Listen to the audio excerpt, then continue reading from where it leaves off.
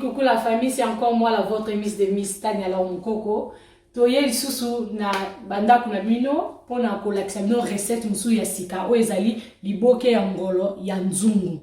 Donc bande komi bayebi osala ngo misu pe bayebi te tozana pona ko apprendre la vôtre azawana pona kosunga pona ko aider na bande ko oyo bazaka na bolembu to bayebi kosala eloko wana te to bayebi pe kosala ngo mais na façon mususu tozana pona obakisa toujours un plus. Voilà, je dis déjà merci à Dieu. Nzambo azosala biso ngolu tous les jours tozola mukeza vraiment ngolu. Merci beaucoup pe na ba abonné na bande ko nyonso bazo soutenir la vôtre Miss de Miss Tania Mukoko. Que Dieu vous bénisse. Merci pour na ba partage. Bozo sala ba partage. Merci pour na ba abonnement na mino bozo s'abonner. Yangonde eza vraiment important. Pour photo banda bientôt pour ça ba direct à partir à YouTube wa. Donc merci beaucoup nzamba pamba bino bo partager bo aimer. Voilà la famille Davis na biso ya Miss Cuisine ezalaka ozo sala oza kobongisa. Ozo sala ozo lamba ozo sala vaisselle ozo nettoyer cuisine. Yango wana to somba rappeler to changer ba nzungu na biso. Lelo na même no recette ya ngolo ya liboke na nzungu. Nzungu yango yango mais nzungu oyo nazobwaka mo pe bientôt là et oza plus ya ba recette moko boeloko ya ba maboke ba nini et oza su nzungu na ngai te ya kosala ba recette vraiment na promettre bino. Voilà la famille na lelo tobi to kolamba ngolo na kolakisa bino pe koma ko sokola ngolo na yo kitoko po bande ko misu bayebi te ngolo azambisi ya mai. Mbisi ya mai soki olambie kitoko te ezalaka na zei. Mutu so mona aobo ya kolia po alia deja mbisi ya mai ya zei. Mais soki oyebi kosala mbisi na yo okobimisa ata soko lambia ngo soki ndeni te. Mais soki deja sokola ki ngo bien longole ba saite no bien okomona ke okoréussir na recette na yo. Voilà, tokopesa mutu posa ya kolia soki yo ozosala musala ozolamba kitoko ozozwa tana na musala ya kolamba. Voilà la famille, c'est très important to lia ka bio pour la santé na biso. Tozala posa ya ngolo. Na kati ya ngolo wana tozala posa ya makasa na biso oyo etekama na exotique nyonso makasa vraiment ya ngoyo makasa. Tozala posa ya oignon, ail, poivron vert, tomate ya mbuma, tomate ya fruit ya mbuma. Tozala posa ya ndembi, tozala posa ya ba mbuma ya pipi ya vert na ya rouge. Na kochango na crevette na kati. Donc lelo pende eza somo, tozana posa huile muke na jimbo na biso ya poisson, mais yo kocha pe ya crevette eza kitoko pona olambela na ngolo na biso. To bandi déjà maman papa, na benga maman papa po eza na ba papa misu balamba po ba meilleur cuisinier, ezaka ba papa ba ngonde ba yebi pena kolamba. Voilà ba papa ba maman bande ko basi pe mibali. Ngolo moko awa aza presque yako sokwama déjà na sokola ki eme na linga ki quand même na sisa nyonso te pona la sabino comment vraiment nettoyer ngolo na yo avant olamba. Po ngolo soki o nettoyer bien te mbisa mai so nettoyer bien te en tout cas e olamba makito te ezala ze pe ezala bololo. Na poisson na biso ndenge eza boye na mekai ko sokolongola mwa ba mituna ye olongola ba makila ba nini nyonso wana to sokola na sokoli yango te. Voilà. Na olakisa mona awa po ezali awa to banda déjà ko sala na mpawa yango yo na ye awa bazilongolaka mitu yango awa eza déjà ya kolongwa na longola déjà par erreur na longola déjà mutu awa sikoyo il faut kolongola ba salité. Olongola ba salité ensemble na bino oyo eza ba makila sozola mbango ezaka bololo. Faut vraiment bien nettoyer ça, bien prendre ton temps quand tu fais le poisson. Maman prend ton temps de bien enlever toutes les saletés na libumu ya poisson na yo. Yangai zoka par erreur nyonso na sina longola kiango avana tia na congélateur. Mais c'est pas grave, l'air au fond la poisson au mona kiazana na ba saleté a longola mais mingi parce que na kosomba mo ba longola bango mais batika mo ba saleté yo longola nyonso. Ozo longola vraiment ba makila nyonso eza na kati pour akopesa après bololo. C'est pas bien ce qui apesi poisson na yo bololo. Eloko ngana bino tozo sala eza tozo longola makila na ba salité na kati. Siko tango ye oya awa eza na salité mo munene zaka eza pe na ba poisson nyonso olongoli yango. otali vraiment bien soki atikali te omonaki alongwe. Kozanga ciseau oyo te na cuisine oyo eza ciseau ya cuisine ya bilamba te ya cuisine mpona kolongola ba ekaye. Eza na bato mosusu balingaka mais eza na bato mosusu balingaka te. Soko oza moko ya bato olingaka donc na kosenga na yo olongola yango plus facile c'est na ciseau oyo.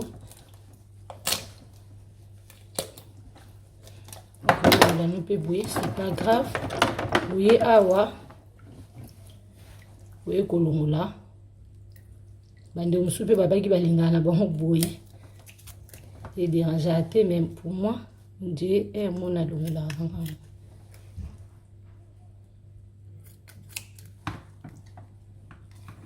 Voilà. Awa lisusu balongolaka. Donc, et là, on a le baba longolaka, ce qu'on montre que longola, longo, ce qu'on longola, c'est pas grave. Pour le quoi, tout ça, il est beau que dans le longola. Autant monsieur a tombé dans côté, mais tique. Pourquoi ça il beau que, en tout cas, il faut na longola yango. Bon, moi, des longola facile. Tu voyez, awa. Tukati. Eloko nini eza secret kokanisa te soki tosali boye nde esili basali te nyonso elongwe. Non mama non papa basali te eza kaka sikoyo osali to ebombamaka kasho epesaka bololo na poisson na yo na mbisi na yo ya mai nalakisa yo tokosokola yango bokomona elonga nyonso eza awa après motu na ye awawa. Donc après mutu na ye juste awawa makero na ye nde toloba yango ochabwe tala yo moko makilo abatani balamba jamais bisa mai na makilo ya ngolo surtout apesaka bololo fo kolongola ebomoni alongwe awa pe tosala tout abima nyonso po apesa biloko na biso bololo te bomoni mama papa elongwe. Toye susu awa.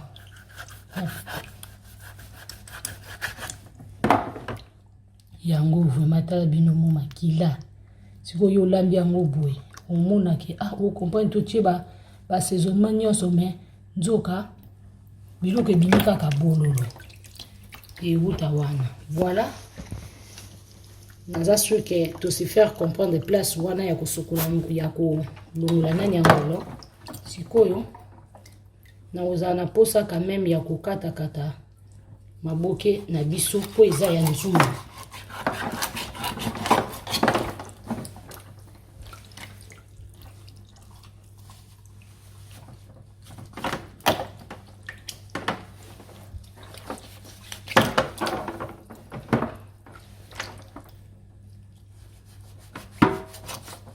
Na chokota bapota.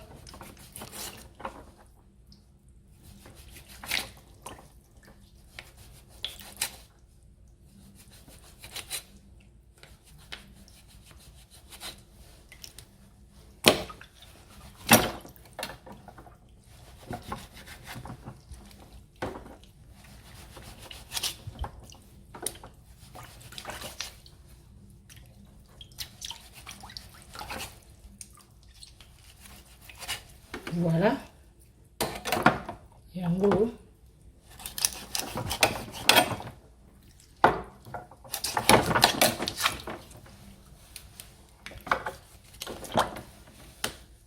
Yango.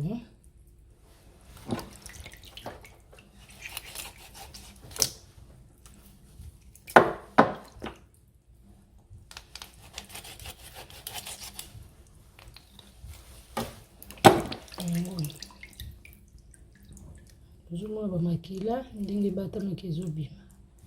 Voilà, yango la famille, toujours continuer.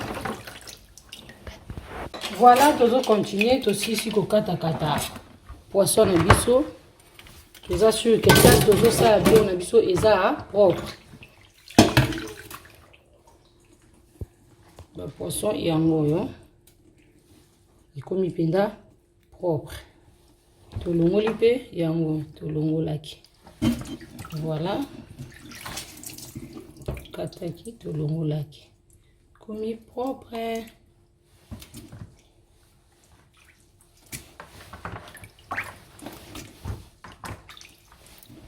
Et l'eau on ça. On boit comme maille.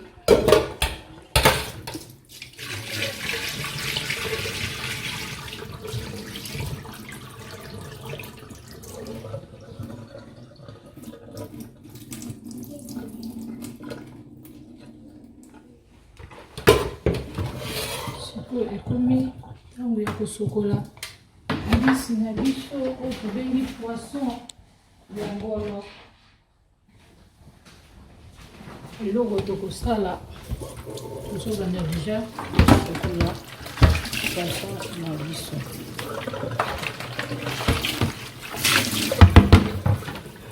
Bon, ba mama elo na loba ngai naza leki, naza yaya, naza mwasi ya libala. Kolamba ezala acheter po ezala ba yaya misu pe ba yebi kolamba te. Ezala bana misu ba yebi kolamba leki misu ba yebi kolamba. Kolamba il faut pas ko zongo ke mwana mukie boya kolakisa biso nini.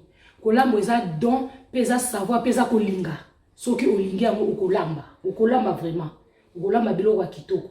Elo na loba nazonga toujours na kolobelo moko maman mutalakisa bana kolamba. C'est vrai, et ça, papa me souba avec ça, mais maman avec ça, bana kulamba, avec ça, bana propriété, anda kuya nzoto ya mutu. Et là, on a le balisou des que maman na biso muta avec ça biso kulamba. Si qu'on a kulamba, maman nanga avec ça biso, maman nanga azalaki muteke, aza muteke, yobi ba teke ba linga kambisi, maman ba linga nkoko, ou eza fumbo to sala nkoko kalate. Après, aza muswahili, aza musoko. Papa na za musoko, mama na za muteke. Donc mbisi ezaki plan moko o mama biso ndo linga mingi, ngai pe na linga ka mbisi mingi bande kuna ngai libota bato bazanga na bayibi. Donc nazwaki ta ya kozana mama ya komona ndenga salaka na ndenge to bande kolamba alia maboko na liboko na ngai bandenge nyonso na lia liboko mama na biso. Donc bato bayebi makam nazo sala bayebi ke la votre miss de miss alambaka. Donc mbisi basokola kango ata na ndenge ya Kongo kuna mbisi basokola ngona mai ya moto ti. Po soko sokoli mbisi na mai ya moto ekoke na baguwa na nyonso ya mbisi. Okomona mbisi akokena guwa na nzamba sala biloko naturel. Po ata na Kinshasa kuna nde to bato se refera na Kinshasa point to uta kuna. Ba mama sala biso ba mbisi ba maboke soko kepe na ba fin fond. Omona basokola ngona mai ya moto ti. C'est vrai que na Congo kuna ba robinet na bango mai na bonza ya malili ndeti ya biso te. Donc awawa to ça il a kana otie de moko juste pour que pona kolongola et permettre biso elongola basé bien. Mais ko sokola mbisi na ba mai ya moto te otie na nani na keto kuna ozi otie mai ya moto okosisa ba gunyoso okomema yango ekozala kitoko mingi te. Na bande komsu batiaka citron na ba mbisi eza mabete eza pe bien mais eza penza pena na ba norme mbisi amaiti mais soki ozo sala ya kotumba ndeti nga sona sala ya kotumba c'est vrai na kocha vinaigre na kocha citron oui mais na liboke to soko zolamba mbisi na nzungu na moto en tout cas ko sokola ngongo na ba citron belé te ba nine belé te solo wana po elongwa ekosenga ote ocha ngo ba citron ocha ngo ba maya moto belé ti moi otie de momo ka ya moi mukie moni nde ozala bien. Voilà la famille to continuer. Mai ya moto ya ngolo. Ekozala mai ya moto ya mingi te, mais nazocha toujours mai nanga ya malili. Mai ya malili nde fait de l'huile. Ezaka tiède moko vraiment ya muke ya léger. Voilà la famille ya ngolo. Bota la ndenge la votre azako chocolat poisson na ye. Soko chepe mungwa mingi tango ozo sokola ngo chifani sina ma ozi mungo che omone kauki ekangami komi makasi yango penza mingi te hein. Voilà la famille.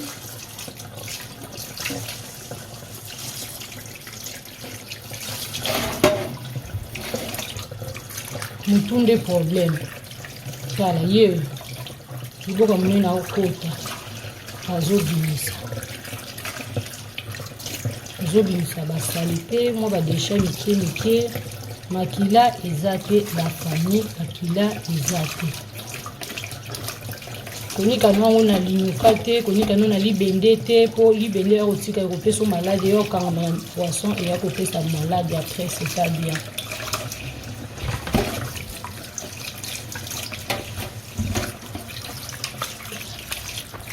Voilà la famille, voilà la famille. Tosoli yango kitoko makasi yango propre. Na maya moto makasi te na otiedi moka ya mukie kaka mukie po bebisa mbisi te tambisi azaka na ka fresh aza ya ko kemba te. Azaka la fresh. Moni azaka ka vraiment fresh na chimungu te loko te na tiki wana zozela biso. Allez rapidement to bangi na ko mixer biloko na biso. Biloko to mixer ngana bino eza ciboulette na biso eza ndembi na ko mixer poivron vert na mixer ndunda tomate na ba pilipili ndambu na mixer na kati na ndembi na ai na biso. À tout à l'heure to banda déjà ko sala biloko na biso mbangu ko mixer biloko nyonso te sala ndambu obwaki kuna ndambu obwaki ko mixer biloko nyonso te mama ensemble te mutuna tourna ye hein. Merci la famille tozo sala yango ba mama papa o eza tomate to mixer ngo poto makasi te mais o mixer ngo moyenne et monana awawa eza piment eza na poivron vert eza na ail na matungulu awawa eza ciboulette eza ndembi yango wana sikoyo eloko tozo sala ngana bino okosala jumbo à crevette okosala végéta na nyonso lingio sala mais moi j'ai préféré mettre le jumbo de jumbo à poisson yango yo oza liboke ya nzungu ya ngolo yango okoyeba kosala kozana mesure bien pour na mungwa biloko eleka mungwa te po ba jumbo o ezala dia na mungwa éviter mungwa na huile na cuisine nao tutie kaka boimo mukie eleka te mama malamu biloko eza na mungwa te yo moko bakisa tango ekobela na ye kosala nini na ye kozwa mbuma pipi na biso mibale na kucha na kati soki bana baliaka kucha te to soki otie kolonga mbuma te alelo nto kosala tozwi crevette on a sokola ke bena sumba crevette plus ya fraîche na dégradé longoli ba na nango nyonso bekai nyonso na mutu na sokoli yango très bien là alon bekai na mutu na koti ici elubu moko ya kitoko bayembela yango ba papa bayembela yango basi ya valeur mibali ya valeur voilà poisson nyonso mbisi nyonso ezalaka na huile na nzamba sala yango naturel donc kobosana te huile eleka mingi te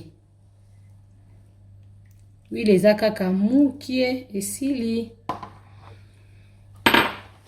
tomeka kobalusa yango oyo eza liboke ya nzungu ya ngolo na crevette fo akota na kati po ezala kitoko oyo mixer na biso o mai ya biloko na assaisonné mai eleka mingi te po poisson nyonso abimisaka mai eleka mingi te eza na supu me eza na mai mingi te tala vraiment kitoko huile so eleki mingi le liboke ebela ekoma trop huile c'est pas bien nazomeka mungwa na ngai soki koki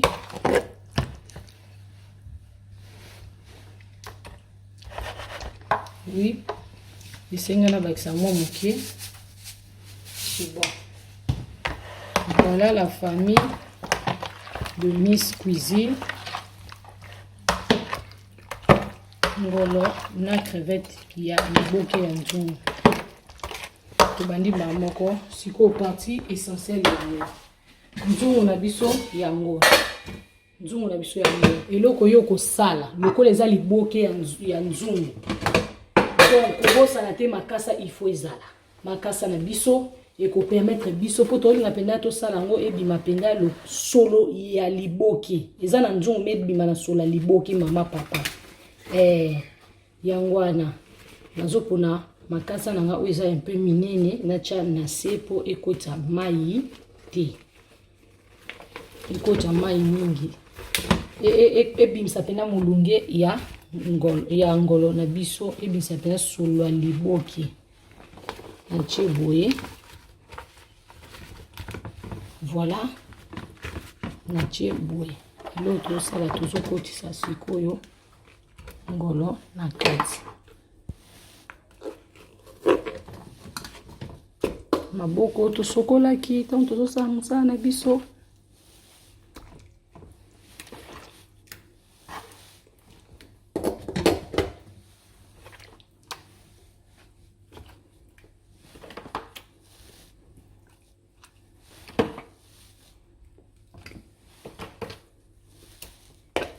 Ukocha na crevette mbala moko crevette ukocha na mpe likolo le poisson na se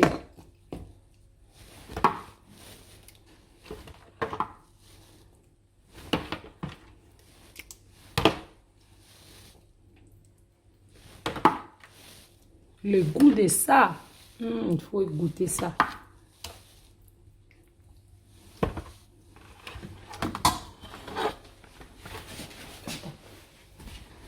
Achai makasa na biso na se yango na che belé na se polaire e banotoka vapeur wana ibimisa pimbo pende bima ya makasa poza ngolo ya libo ya nzungu mais il faut pesa ngo pimbo penza yango ne secret sikoyo ya Miss Cuisine yango ne secret ya lubu na biso ya tongo ya lelo ilo osala yango uzwi lisusu makasa mama papa che likolo boy na che soupe mais obimisa soupe mai nso ekobima yango che boy pona nini po epesa pimbo po epesa vraiment le goût de notre makasa.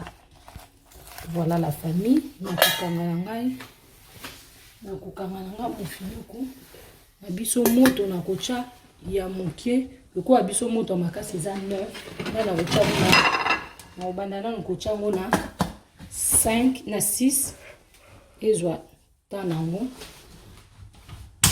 tokozonga na bino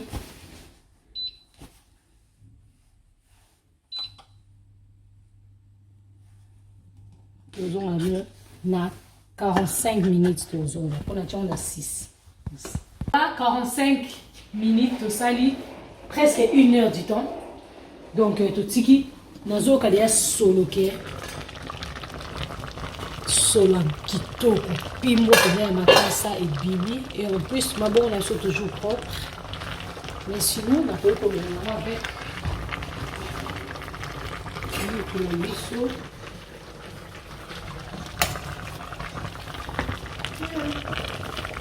voilà le goût de ça, le maman, le goût de ça, le papa. Makasa musu ezana se hein. Makasa mususu ezana se. Donc ngisi ya mai, ngisi babalusa ngote mingi ko ba sape panzana te pe pe ni mangina. Tala vraiment. To na présenter bino et le goût na biso ya pourquoi ya lelo. Waouh, coucou la famille, waouh, c'est du waouh la famille, je vous jure, c'est du waouh. Allez-y sur notre chaîne YouTube Miss de Miss TV pour voir la vidéo du début jusqu'à la fin. En tout cas, ça c'est du waouh, c'est du bio. Allez-y, essayez comme la vôtre Miss Cuisine. Bisous la famille, coucou la famille. Voilà la famille c'est ça vraiment. T'as la recette nabiso ndenge za présenté, t'as la recette nabiso. Il y a pourquoi il y a journée à lelo, to sale libino liboke ya nzungu na ya ngolo na crevette. En fait, na sali liboke ya nzungu ya ngolo mbisi ya mai ya ngolo na crevette. Na yebisi bino bandeko na ngai la famille soki bozwi temps bokota na Miss Cuisine pona koluka kosala recette oyo. Voilà, merci beaucoup la famille, merci parce que vous étiez tellement nombreuses ya kolanda la votre Miss Tania Mukoko.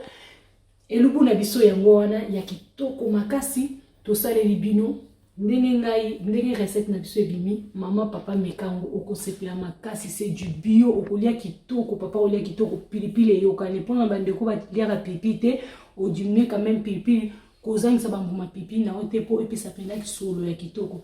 Donc voilà, ngolo na biso ya nzungu to tiango te ezala ngolo moko comme simple te to sali ngolo pena ya balokele ya ba soeli pe ba teke. Donc na sali liboke ya nzungu mais na couvrir yango na chaki makasa na se na kotisi mbisi na ngai bien là na tiena ba crevette na chaki ba assaisonnement nyonso eza wana bokutala na zwi likolo nango otie lisusu ba nani likolo otie lisusu ba makasa likolo po na pimbo po na saveur wana moto tia moto mkie biso rechona biso eza makasi jusqu'à 9 mais na tiaki 5 yo kocha 4 ndenge nini tika 45 à 1 heure de temps mbisi pena ebela. En tout cas olia ngona kwanga okolia ngona lituma okolia ngona makimba okolia ngona mbala na nyoso kolela ngo tokosala ba recette ebele ba makambo bande ko bozo senga ngai bozo senga ngezo sala bien malembe tokosala ba recette ebele. Merci pour na ba bonnement na bino, merci pour na ba j'aime na bino, merci pour na ba partage na bino. Que Dieu bénisse tout le monde oiseau soutenir la votre Miss Tennis. Tozana poto c'est complété, tozana pona kosungana, aimez page na biso ya Miss Tennis na Facebook et puis notre chaîne YouTube Miss Tennis TV. Que Dieu bénisse tout le monde. Bo kamata bisous, c'est Tania Mukoko. Allez, bisous baya.